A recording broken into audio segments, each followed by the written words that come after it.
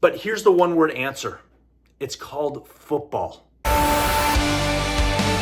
one step away from what you know. You'll move mountains, kid. You'll move mountains, kid.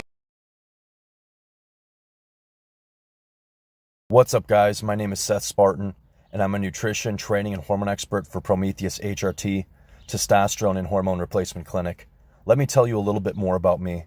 When I was in high school, I got into lifting weights, and when I was 16 years old, I could bench press 350 pounds. I got into powerlifting after that, won a bunch of stuff, and by the time I was 19, I was able to bench press 410 pounds, squat 550, and deadlift 600. After that, I switched to bodybuilding because I wanted to get paid to do what I love, and I thought I could be great. I won the Teenage Mr. Wisconsin at 19, and after that, I thought I could be the next Arnold Schwarzenegger. Yeah, I was being delusional, but being pushed by the older bodybuilders didn't help. In my early 20s, I pulled the trigger and got completely juiced out. This was pharmaceutical grade with a prescription, so there was zero doubt of the quality I was using. I got absolutely jacked, and that's when these pictures were taken. At my biggest, I hit 260 pounds with visible abs. For reference, my height is 5'10 and a half on the dot. I felt invincible for these 2 years. That is, until I had heart problems. High amounts of testosterone or anabolic steroids will hypertrophy your muscles, but they will also hypertrophy your heart, which is a muscle. When the heart walls get too thick, your heart can't pump blood out efficiently anymore. This is what kills all the bodybuilders and athletes every single time. And this is what happened to me. I got heart dysfunction from my heart being too big and too thick. God then hit me over the head with a hammer, and I stopped everything, not just the drugs. I stopped my nutrition, my training as well, everything. I just did cardio. This is what I looked like a couple years later. Just a regular athletic dude. I got my heart scanned again with the same echocardiogram I got the first time, which diagnosed my heart issues before, and this time, everything went back to normal and was great. Praise God. Sometimes the heart doesn't go back to normal, unfortunately. I wasn't sure if I would ever bodybuild again, but after being reached out to by a testosterone replacement clinic and signing with them, I started the trek upwards again. This time to see what was possible on testosterone and HGH replacement. How far could I take it? I traveled the country competing. Then I wanted to see how big and strong I could get. 405 bench press for reps, 635 incline bench press for reps, and a 500-pound squat for a whopping 12 reps with sleeves. Yeah, I think I hit close to my peak with that. I didn't feel like getting fat to be able to move even more weight. So now this leads us to our current conquest and adventure, aesthetics. Jack Frank Zane sounds good to me. The goal of my channel, public speaking events, and when I talk to people in the gym is this: stop using anabolic steroids. There are severe health consequences. Stay natural or do testosterone and HGH replacement. We are currently living in a real-life steroid epidemic. Now let's have fun, guys, and get into the video. I am Seth Spartan. Yo, what's going on, guys? Seth Spartan here. Nutrition, training, and hormone expert for Prometheus HRT, Kaboom, Testosterone and HGH Replacement Clinic. So guys, this video is long overdue. I've been wanting to talk about this for a while, and I just haven't. But the reason that I'm putting this video out here, which is the truth about Ronnie Coleman's injury, why he's in such a bad shape that he is. Everybody in the bodybuilding fitness space world knows about Ronnie Coleman's injury. They know basically how bad he's had it. You know, from barely being able to walk and just live and function, just in general. So guys, I'm going to do Ronnie a favor. I'm going to do you a favor. And I'm going to put all these people that are talking nonsense, I'm going to shut everyone down and tell you guys what is actually going on. Is the reason Ronnie Coleman, in such bad shape, hasn't been able to walk, do this, do that? Is it because of bodybuilding? Did he train too heavy? Did he, was he stupid? Did he hurt himself? And I am just going to put out you guys the truth. I've been down to the Metroflex gym in Texas. I've trained down there. I've been around all of the guys. I've talked with Brian Dobson. If you know bodybuilding, you know who that is. Okay, he's in this picture, okay? So let's answer this question. Why is Ronnie Coleman in such bad shape? Why has he been injured the way he is? Why was he wheelchair bound? What is everything that was going on? Listen up. I'm going to tell you, and you're not going to hear this anywhere else unless you're digging around for the truth and you find it, you stumble across it. So this is what's been going on. Everyone says bodybuilding, train too heavy, did this, did that, shouldn't have, blah, blah, blah. That's not true. That's not true at all. So here's the one-word answer, because I know I like to ramble, and, well, I don't think I ramble. I think I like to give the details. But here's the one-word answer. It's called football. Football. A lot of people don't know that Ronnie Coleman used to play football, okay? Again, so here's the reason for Ronnie Coleman's terrible shape and his injuries and everything else. And it's not just football, but this is where it starts. So if you want to know the truth, if you want to know why he's been wheelchair bound, listen up. Ronnie Coleman, before he did bodybuilding, he did powerlifting. Before he went into powerlifting, he played football, okay? Now, Ronnie Coleman himself says what? He got drilled in the back super hard playing football right from the side. And what happened? This is in the lumbar, okay? You got the cervical, thoracic, and lumbar portion of the spine. Most people know this, at least I think they do. So the lumbar is the lowest portion. He got drilled right in the back, in the side, and what happened? He majorly screwed up his back. We are talking slipped disc. A slipped disc is where you have the bones, right? And then you have the disc between them. It's where the discs get injured. There's a physical injury. Now, what's even worse than a slipped disc or a physical impact is what?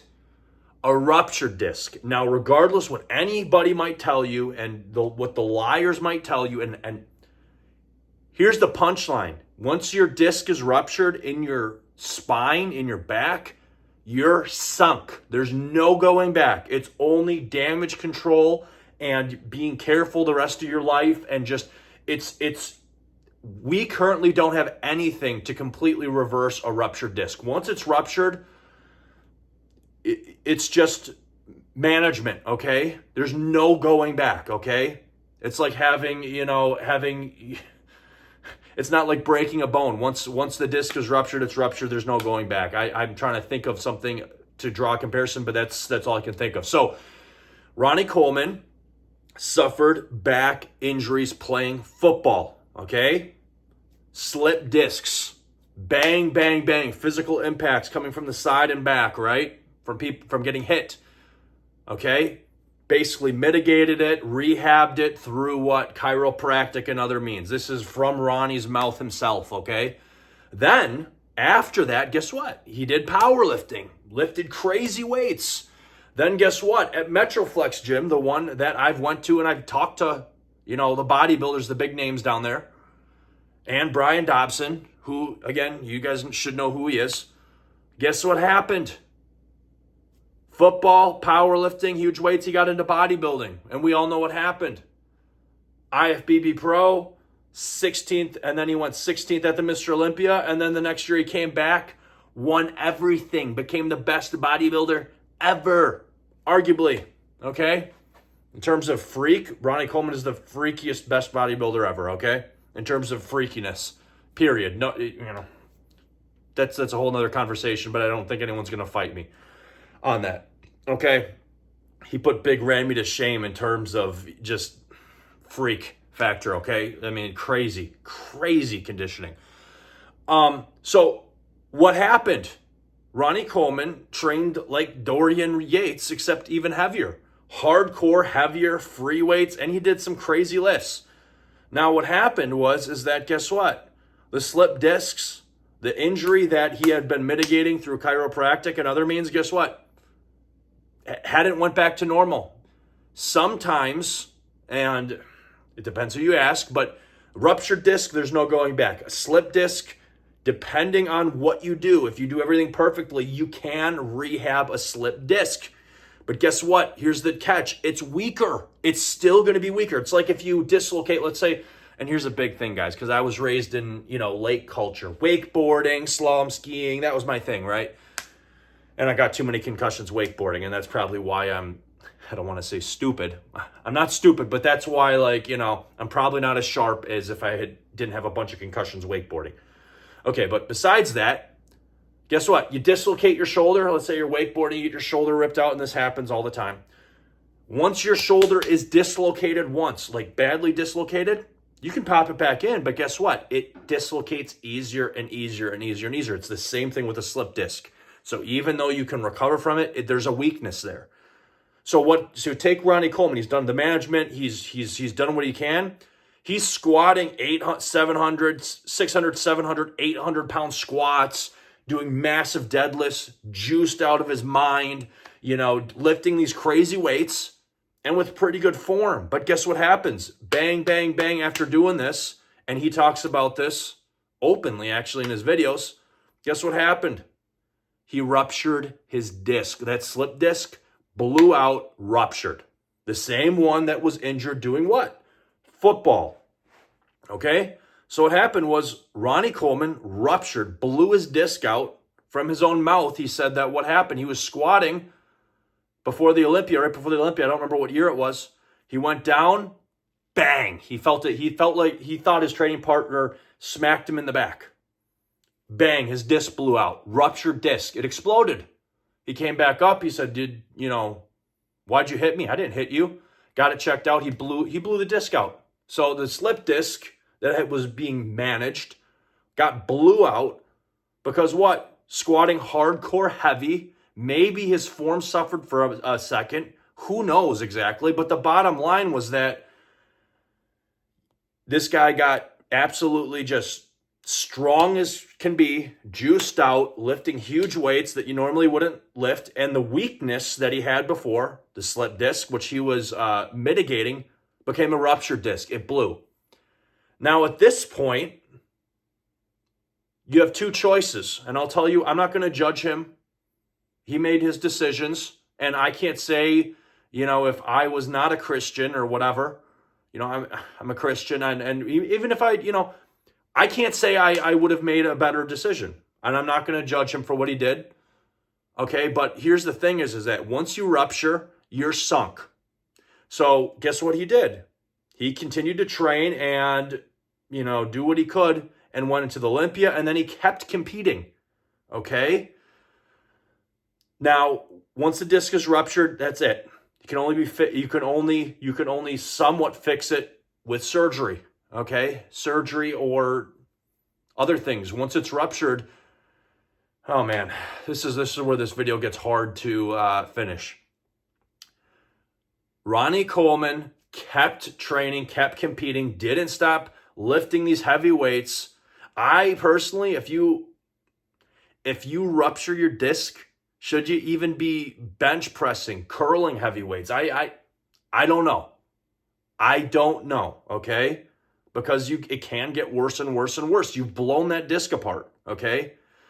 So here's the thing is that it can only be fixed by surgery and mechanical means. So he kept training like no tomorrow. He kept doing everything he was doing with a blown out disc. And guess what? Bang, bang, bang, gets worse, gets worse, gets worse, gets worse, gets worse. And we know the story. He was wheelchair bound, okay? He ruptured his disc and he kept pushing it. Even though, he was done, okay? So the smart thing to do is obviously once that happened, maybe just finish out, do cardio, finish the Olympia, call it quits. But he kept going, he kept competing, and it just, once it's blown, it's blown. That's his decision, okay? And I would argue, the smart decision is the same what the doctors all told Ronnie. Stop training. It's, there's nothing you can do at this point.